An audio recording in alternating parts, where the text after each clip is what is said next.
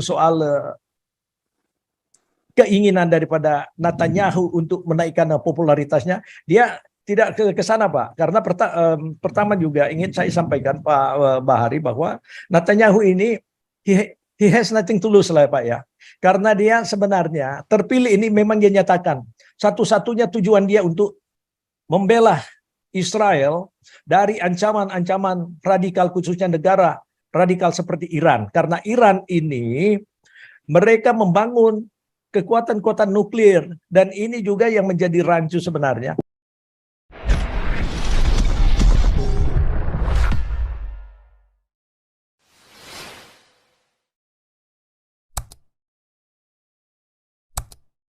Kalau apa yang disampaikan oleh Pak Bahari tadi, Bahari, ya.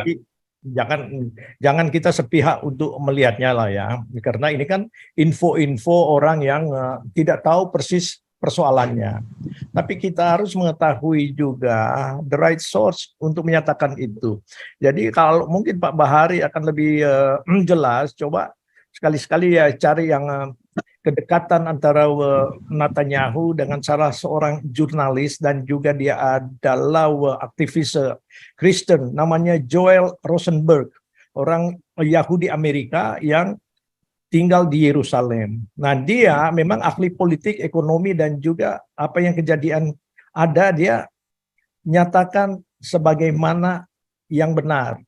Jadi begini, Pak, kalau misalnya moral daripada pemimpin Israel disamakan misalnya dengan ya setuju dengan pembantaian karena menaikkan popularitas, saya terus terang tidak setuju, Pak, ya. Memang secara politik ini saya sudah sampaikan pada hari Senin atau Selasa yang lalu, di mana memang popularitas daripada Benjamin Netanyahu the lowest in history of his parliament.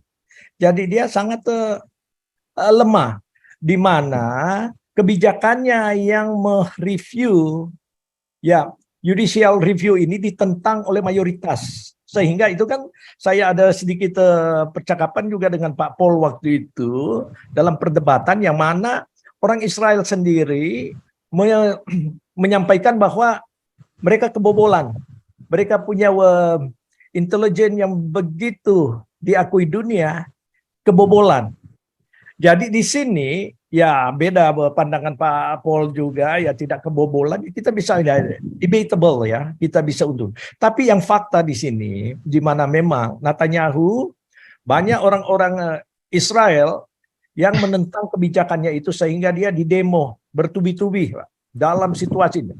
Nah, dalam kelemahan dalam negeri ini dipakai juga oleh kelompok radikal yang berada di Palestina untuk melakukan suatu tindakan yang mana mereka meyakini bahwa mereka terpecah belah. Memang betul.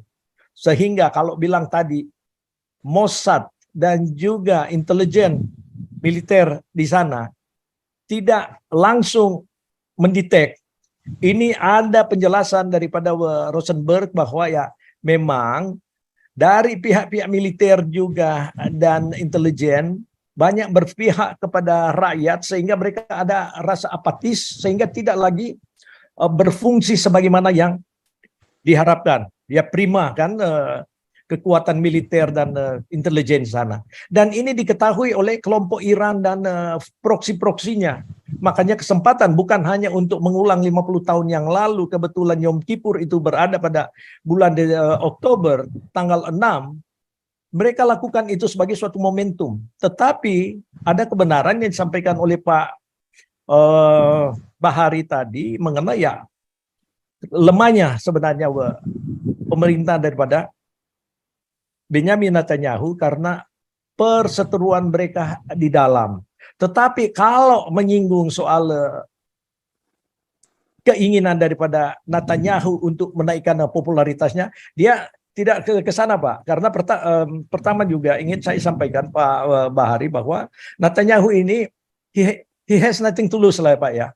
Karena dia sebenarnya terpilih ini memang dia nyatakan satu-satunya tujuan dia untuk membela Israel dari ancaman-ancaman radikal, khususnya negara radikal seperti Iran. Karena Iran ini mereka membangun kekuatan-kekuatan nuklir, dan ini juga yang menjadi rancu sebenarnya karena pemerintahan daripada Biden yang mensupport di mana dia oke dengan bantuan juga. Kan kemarin saya jelaskan, Amerika ini dikala ada warga negaranya ditahan ataupun dipersekusi, mereka akan berusaha untuk melakukan suatu pembelaan ataupun penyelamatan.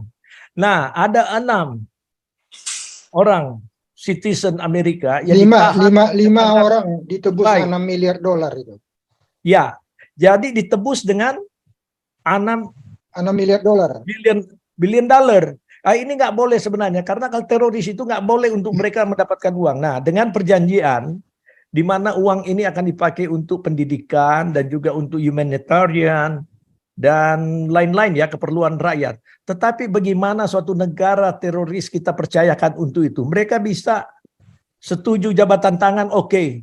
Tapi nyatanya kan setelah dengan bantuan 6 billion dollar ini meletup ini, karena ya peralatan-peralatan mereka dan juga logistik harus disuplai. Jadi memang ini adalah kaitan-kaitan yang ada, Pak. Jadi ya, tapi kalau mau bilang untuk menaikkan popularitas daripada Netanyahu, saya secara pribadi menyatakan yang enggak. He has nothing to lose, Pak. Mau itu pun enggak ini. Justru dia tunjukkan kekuatannya sekarang untuk ini, menumpas. Jadi itu aja mungkin tambahan saya, Pak.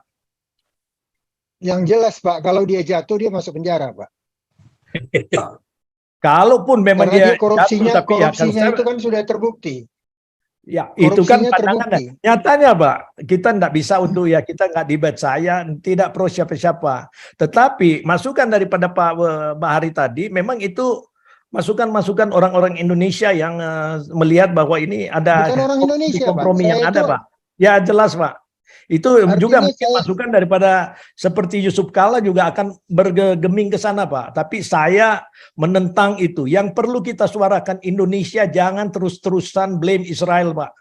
Itu aja. Oh, itu memang benar. Itu kekeliruan Indonesia karena mereka melihat apa yang dilakukan Bung Karno pada zamannya. Kan Bung Karno pada waktu sudah ada perkembangan berikutnya, Bung Karno sudah nggak ada.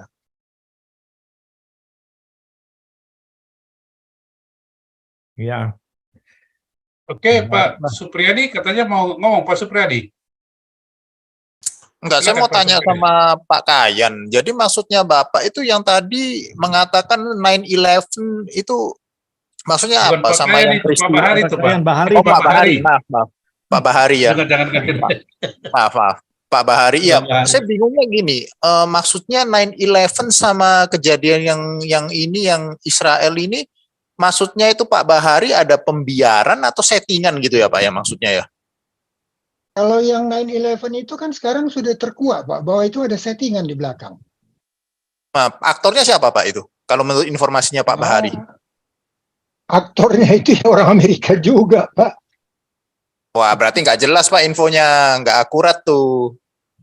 Makanya Bapak cek di sumber-sumber yang bisa dipercaya dari bekas anggota CIA, bekas anggota FBI yang buka suara sekarang, apa yang mereka omongkan.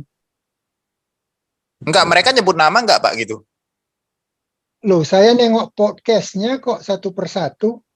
Enggak, saya tanya, dia nyebut nama enggak Pak? Dia menyebut lembaga, bukan nama. Ya, lembaga kan pasti ada aktornya Pak. Kayak Hamas, pemimpinnya Ya, siapa? artinya kita harus melihat, kalau misalnya dikatakan CIA, pada tahun itu siapa yang berkuasa di CIA? Di CIA kan ada direktur operasional Pak, ada tim teknis lapangannya, satuan-satuannya kan banyak Pak, kayak satuan Diones, Iya, satuan iya. Pak. Tapi kan semua di bawah siapa, Pak, tim-timnya koordinator. gitu? Semuanya kan di bawah satu koordinator. Tapi nggak nyebut Karena nama Pak. terlalu banyak hal-hal yang aneh. Karena teori konspirasi itu kan sudah muncul hanya beberapa bulan setelah 9/11, tapi tidak dipercaya orang. Akhirnya cara gedung itu runtuh kan akhirnya sudah dibuktikan. Tidak ada satu insinyur sipil yang percaya bahwa gedung itu jatuh ditabrak pesawat, tapi jatuh karena adanya bahan peledak yang sudah dipasang di tiang-tiang gedung. Lah terus pesawatnya berarti hoax Pak, nggak nabrak itu yang di video itu. Pesawatnya benar nabrak, dan orangnya itu juga diketahui semua. Orang itu sudah berada di Amerika berapa lama, tapi dengan kekuatan pesawat itu menabrak di lantai kesekian, nggak akan membuat gedung itu jatuh langsung lurus ke bawah, bukan miring ke samping. Kalau gedung itu patah misalnya, ditabrak, kan dia jatuhnya ke samping, bukan jatuh ke bawah lurus. Tapi kalau demolition itu kan lain, jatuh gedung itu dari atas tuh lurus ke bawah. Tidak ada yang Enggak ke Pak, tapi samping. gini Pak. Persoalannya gini tetap gini loh Pak. Masalahnya yang bajak pesawat sama yang nabrakin pesawat itu juga kan namanya juga teroris kan Pak. Kalau bagi saya teroris Pak, saya nggak mau Namanya lihat namanya apa aja. Teroris kan? Namanya teroris, tapi yang menjadi pertanyaan, apakah teroris itu diatur? Siapa yang mengatur? Jadi Itu memang masalahnya. sangat berliku-liku. Tapi dari semua Nah, kalau logika-logika yang ada, analisa dari berbagai institusi teknik dan sebagainya, cara jatuhnya gedung itu jelas membuktikan bahwa itu ada bahan Mencurigakan lah peledak. gitu ya. Ada bahan peledak. Makanya dia bisa jatuh lurus ke bawah seperti orang menghancurkan gedung high rise.